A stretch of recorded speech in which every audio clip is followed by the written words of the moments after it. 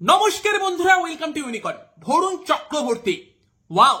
বরুণ চক্রবর্তীর চক্রবুহে আটকে গেল নিউজিল্যান্ড ম্যাচের ম্যান অফ দ্য ম্যাচ, এবং তারই সঙ্গে সঙ্গে বরুণ চক্রবর্তীর 5 উইকেটে ইন্ডিয়া 249 রান করেও নিউজিল্যান্ডকে হারালো 44 রানে।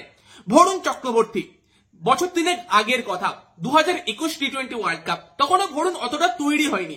তাকে টি-20 ওয়ার্ল্ড কাপে নিয়ে যাওয়া হয়, এমন একটা টি-20 ওয়ার্ল্ড কাপ, এই দুবাইয়ের মাঠ, যেখানে কিন্তু কোন বোলারে উইকেট পায়নি পাকিস্তানের এগেনস্টে। ব্যাটসম্যানরা ব্যর্থ হয়েছিল রান করতে।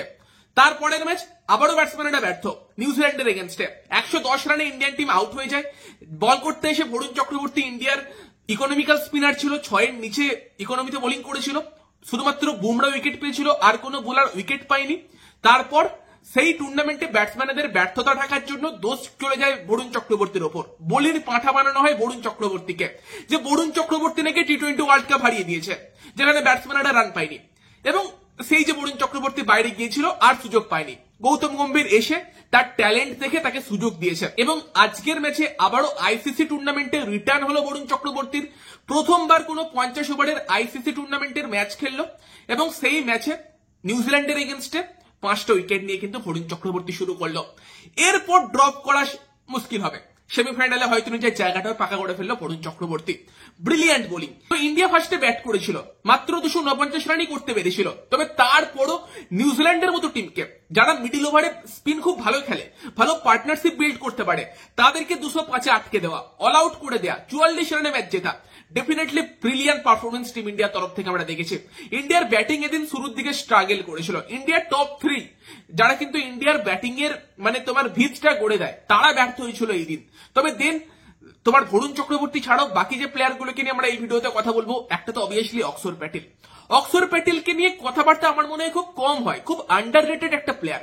বাট তুমি 2024 টি-20 ওয়ার্ল্ড কাপ ফাইনালে তার ব্যাটাতের পারফরমেন্স দেখো, বা রিসেন্টলি আইসিসি চ্যাম্পিয়ন্স ট্রফিতে দেখো, প্রত্যেক ম্যাচে ব্যাট হাতে, বল হাতে, ফিল্ডিং এ কিছু না কিছু কন্ট্রিবিউশন করছে।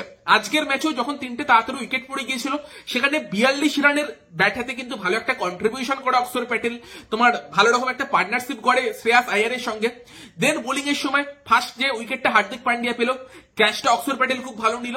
এবং দেন বল করতে এসে সব থেকে ইকোনমিক্যাল বোলার, 10 ওভারে মাত্র 32 রান দিয়েছে। এবং নিউজিল্যান্ড অ্যাকচুয়ালি চাপে পড়লো কোথায়, ওই যখন তোমার অক্সর প্যাটেল আর বরুণ চক্রবর্তী দুদিক দিয়ে বোলিং করছিল, ওই 8 ওভারের পর থেকে বোধহয়। এবং ওই সময়টাই কিন্তু নিউজিল্যান্ড একদমই রান নিতে পারেনি। সেই সময়টাতেই রিকোয়ার্ড রান রেট অনেকটা বেড়ে যায়। এবং লাস্ট যে বলটা করে গেল স্পেলের, সেখানে কেন উইলিয়ামসন, সব থেকে গুরুত্বপূর্ণ ব্যাটসম্যান, তার উইকেটটাও নিয়ে গেল। অক্সর প্যাটেল ব্রিলিয়ান্ট, তার পাশাপাশি শ্রেয়াস আইয়ার। মানে প্রত্যেক প্লেয়ারের কিছু কিছু টিম আছে, যে টিমগুলোকে দেখলে ভালো খেলে। যেমন আমরা বিরাট কোহলিকে দেখি পাকিস্তানের এগেনস্টে ভালো খেলতে, বা ইন্ডিয়ার এগেনস্টে আমরা ট্রাভিস হেডকে ভালো খেলতে দেখি। সেরকমই কিন্তু দেখবে যে তোমার শ্রেয়াস আইয়ারের নিউজিল্যান্ডের এগেনস্টে রেকর্ডটা খুব ভালো। নিউজিল্যান্ডকে সামনে পেলে কিন্তু শ্রেয়াস আইয়ার রান করে।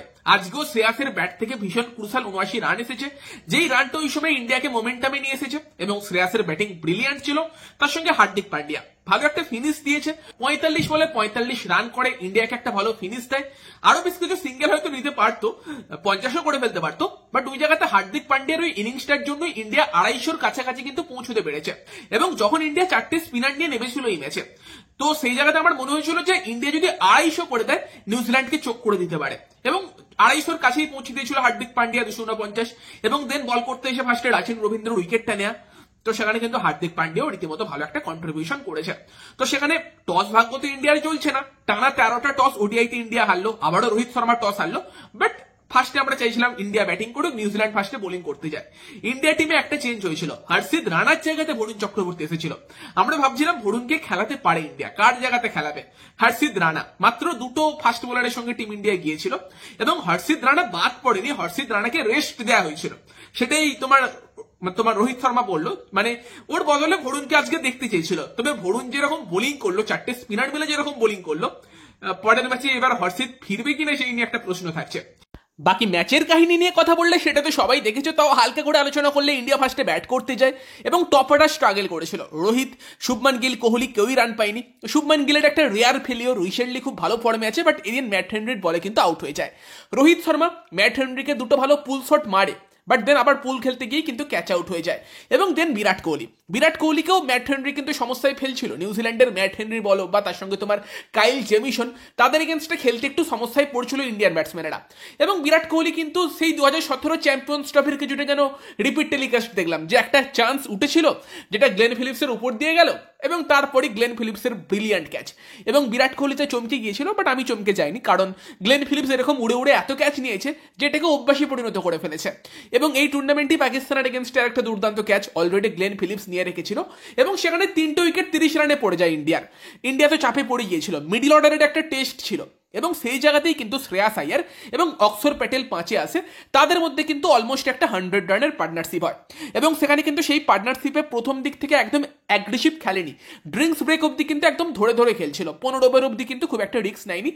দেন তোমার একটা ওভারে উইলিয়াম ওরুককে তোমার 3টে 4 মারে শ্রেয়াস আইয়ার, তার আগের ওভারে মিচেল স্যান্টনারের ওভারেও 11 রান আসে, সেখান থেকে কিছুটা কিন্তু অ্যাক্সিলারেট করে টিম ইন্ডিয়া এবং 98 রানের পার্টনারশিপ হয়, 128 রানে গিয়ে অক্ষর প্যাটেল আউট হয়। দেন তোমার KL রাহুলের সঙ্গে একটা ছোট পার্টনারশিপ শ্রেয়াস আইয়ারের হয়। শ্রেয়াস সেই সময় পুরো অ্যাটাকিং খেলার জন্য দেখছিল এবং 79 রান করে মারতে গিয়েই কিন্তু উইলিয়াম ওরুকের বলে শ্রেয়াস আইয়ার আউট হয়ে যায়। তবে শ্রেয়াস ইন্ডিয়াকে ওরকম একটা প্ল্যাটফর্ম দিয়ে গেছিল যেখান থেকে ইন্ডিয়া 260 270 পর্যন্ত করতে পারত। তবে উল্টো দিকে KL রাহুলও বেশিক্ষণ আর টেকিনি, 172-এ শ্রেয়াস আউট হয়, 182-তে KL রাহুল। দেন জাদেজা এবং তোমার হার্দিক পান্ডিয়ার মধ্যে কিছুটা পার্টনারশিপ হয়, কারণ ইনিংসটা সেই সময় বিল্ড করার দরকার ছিল। আবার যেই সময় এবার মারা শুরু করবে সেই সময় জাদেজাও আউট হয়ে যায়, আবারও একটা ব্রিলিয়ান্ট ক্যাচ, এবার নাই হচ্ছে তোমার কেন উইলিয়ামসন। তো নিউজিল্যান্ড ফিল্ডে ব্রিলিয়ান্ট ছিল, ব্রিলিয়ান্ট কিছু ফিল্ডিং করেছে, উল্টো থেকে ইন্ডিয়াও ভালো ফিল্ডিং করেছে, সেই নিয়ে আমরা পরে কথা বলছি। তো সেই জায়গাতে দাঁড়িয়ে কিন্তু ইন্ডিয়া ইনিংসটাকে যতবারই অ্যাক্সিলারেট করার চেষ্টা করেছে উইকেট হারিয়েছে। তবে যেই সময় জাদেজা আউট হয়েছিল সেই সময় হার্দিককে মেরে খেলতেই হতো, হার্দিক সেটারই চেষ্টা করে এবং লাস্ট অব্দি কিন্তু ইন্ডিয়ার স্কোর 249-এ পৌঁছে যায়। ঠিক আছে, 30-3 পর থেকে আমরা 249 রান, ঠিক ভালোই স্কোর। এবং ইন্ডিয়ার কাছে যেহেতু 4টে স্পিনার ছিল, ভরসা ছিল যে ইন্ডিয়া ডিফেন্ড করতে পারে। ইন্ডিয়ার হয়ে বোলিং শুরু করে শামি এবং হার্দিক পান্ডিয়া এবং সেই জায়গাতে দাঁড়িয়ে কিন্তু হার্দিক পান্ডিয়া রাচিন রবীন্দ্রর উইকেটটাও নিয়ে যায় এবং অক্ষর প্যাটেলের ভালো ক্যাচ। ইন্ডিয়ার ফিল্ডিংও কিন্তু মারাত্মক হয়েছে। হ্যাঁ, একটা ক্ষেত্রে বরুণ চক্রবর্তী একটা ফ্রিতে বল ধরতে গিয়ে পায়ে লাগিয়ে 4 করে দেয় এবং সেখানে ভাই বাকিদের রিয়াকশনও দেখার মতো ছিল। তবে বাকি সময়টা কিন্তু ইন্ডিয়ার ফিল্ডিং ভালো হয়েছে। তবে হ্যাঁ, আমার মনে হয় যেরকম হাই স্ট্যান্ডার্ডের স্পিন বোলিং হয়েছে সেই তুলনায় KL রাহুলের কিপিং কিছুটা সাধারণ ছিল, কিপিং বেটার হতে পারতো KL রাহুলের। তো সেখানে প্রথম উইকেটটা কিন্তু হার্দিক পান্ডিয়া নেয় এবং দেন যখন অক্ষর প্যাটেল আর বরুণ চক্রবর্তী অ্যাটাকে আসে, বরুণ চক্রবর্তীর প্রথম ওভারেই কিন্তু দুবার অ্যাপিল হয়, 2টো চান্স তৈরি করে। সেকেন্ড ওভারে এসে উইল ইয়ংকে কিন্তু আউট করে দেয় বরুণ চক্রবর্তী এবং ওই জায়গা থেকে কিন্তু ইন্ডিয়া ম্যাচের কন্ট্রোল নিতে শুরু করে। উইল ইয়ং এর কোনো আইডিয়াই ছিল না বরুণ চক্রবর্তীর বলটা কি ছিল। ড্যারেল মিচেল আছে, তারও বরুণ চক্রবর্তীর বলের কোনো আইডিয়া ছিল না, সে তো কোনো উপায় না দেখে খালি রিভার্স সুইপ করছিল। অশ্বিন দেখি টুইটারে লিখেছে যে ওটাই ড্যারেল মিচেলের নাকি ডিফেন্স, অন্য কোনোভাবে সোজা ব্যাটে খেলতে ভয় পাচ্ছিল। এবং সেই জায়গাতে একদিক থেকে অক্ষর প্যাটেল, একদিক থেকে বরুণ চক্রবর্তী পুরো টাইট বোলিং করে, পুরো রিকোয়ার্ড রেটটাকে বাড়িয়ে দেয় এবং তার পরের 15 ওভারে মাত্র 50 মতো রানও বোধহয় নিউজিল্যান্ড করতে পারেনি, এতটাই ভালো বোলিং কিন্তু সেই জায়গাতে বরুণ, অক্ষর বা পরবর্তীকালে জাদেজা, কুলদীপরা এসে করেছে। সেই জায়গাতে ইন্ডিয়া ম্যাচের কন্ট্রোল নেয় এবং তারপর ড্যারেল মিচেল স্ট্রাগল তো করছিলই, কুলদীপ যাদব এসে কিন্তু তাকে আউট করে দেয়। দেন টম ল্যাথাম আসে, তাকে আউট করে জাদেজা। মানে নিউজিল্যান্ড ভাবছে ভাই কাকে ছেড়ে কাকে খেলবো রে ভাই। প্রথমত তো অক্ষর প্যাটেল বরুণ চক্রবর্তীদের অতটা খেলতে পারছিল না, তবে অক্ষর বা বরুণের বল মানে বরুণ কি করতে চাইছে সেটা নিউজিল্যান্ড বুঝতে পারছিল না, তবে অতটা স্পিন হচ্ছিল না। দেন কুলদীপ আসে, যার বল তো ঘুরছিল, তারপর জাদেজা এলো 4 নম্বর স্পিনার, যার বল সব থেকে বেশি ঘুরছিল। নিউজিল্যান্ড ভাই ওখানেই ফাঁদে পড়ে গেছে যে ভাই এদের 4 নম্বর স্পিনার এসেও বল এত করে ঘুরিয়ে দিচ্ছে, অ্যাটাক করবো তো করবো কাকে। এবং তারপর বরুণ চক্রবর্তী আসে, নিউজিল্যান্ডের গ্লেন ফিলিপস একটা 6 বরুণ চক্রবর্তীকে মারে। ওই জায়গাতে বরুণ ওই একটু শর্ট বল করে ক্যাচ আউট করিয়ে দেয় না, সেই টাইপের চেষ্টা করেছিল, একটু এদিক ওদিক হলে ওই বলটাতেই ক্যাচ আউট হয়ে যেত, বাট ওটাতে 6 মেরে দেয়। তারপরের বলেই কিন্তু একদম উইকেটের সামনে ধরে গ্লেন ফিলিপস তোমার LBW। দেন মাইকেল ব্রেসওয়েল তাকেও আউট করে দেয় এবং ওই জায়গাতে ব্রেসওয়েল এবং গ্লেন ফিলিপসের উইকেটটা নিয়ে বরুণ চক্রবর্তী পুরো ইন্ডিয়াকে ম্যাচের মধ্যে নিয়ে চলে আসে। দেন তোমার কেন উইলিয়ামসনের উইকেটটা দরকার ছিল, যেটা অক্ষর প্যাটেল নেয়, পুরো মাঝ পিছে দাঁড় করিয়ে দেয়, কোনো আইডিয়া ছিল না, স্টাম্প আউট। এবং তারপর কিন্তু তোমার মিচেল স্যান্টনার ছিল, সেই একটু মারছিল, বাট ততক্ষণে তো ম্যাচ বেরিয়েই গেছিল তোমার নিউজিল্যান্ডের হাত থেকে। দেন 45তম ওভারে এসে মিচেল স্যান্টনারকেও আউট করে দেয় বরুণ চক্রবর্তী এবং এটাই বরুণের মিস্ট্রি, স্যান্টনারকে যে বলটি আউট করলো ওটা মিডিয়াম পেসারদের মতো বল ছিল, সিম আপ বোলিং করে দিয়েছিল।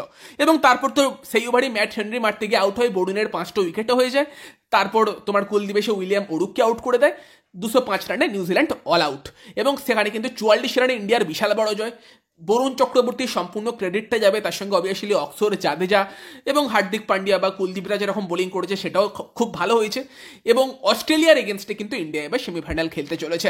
সেই ম্যাচেও কি ইন্ডিয়া এরকম 4 স্পিনার নিয়ে যাবে, এই স্ট্র্যাটেজিতে যাবে, সেই নিয়ে তো আমরা ম্যাচ প্রিভিউতে আলোচনা করব, যেটা হয়তো কালকেই পেয়ে যাবে তোমরা চ্যানেলে।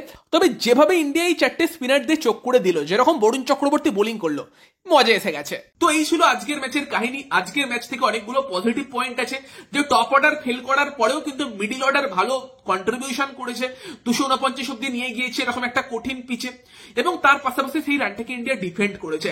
স্পিনারদের থেকে আমরা দুরন্ত বোলিং দেখেছি, এবং সেই জায়গাতে দাঁড়িয়ে কিন্তু পজিটিভ তো অনেকগুলো আছে। তবে সব থেকে বড় পজিটিভটা অবভিয়াসলি বরুণ চক্রবর্তীর বোলিং, বরুণ চক্রবর্তীর 5টা উইকেট নেওয়া। তো তোমাদের এই ম্যাচ থেকে কি মতামত, কি বলবে এই ম্যাচ নিয়ে, বরুণ চক্রবর্তীর বোলিং নিয়ে কি বলবে, কমেন্টে অবশ্যই জানিও। ভিডিওটা ভালো লাগলে ভিডিওটাকে লাইক করে দিও, শেয়ার করে দিও। আমাদের চ্যানেলে প্রথমবার এলে আমাদের চ্যানেলটিকে সাবস্ক্রাইব করে তার পাশের বেল আইকনটাকে অন করে দিও। তো চলো গাইস, এই ভিডিওতে এই পর্যন্তই। Bye bye.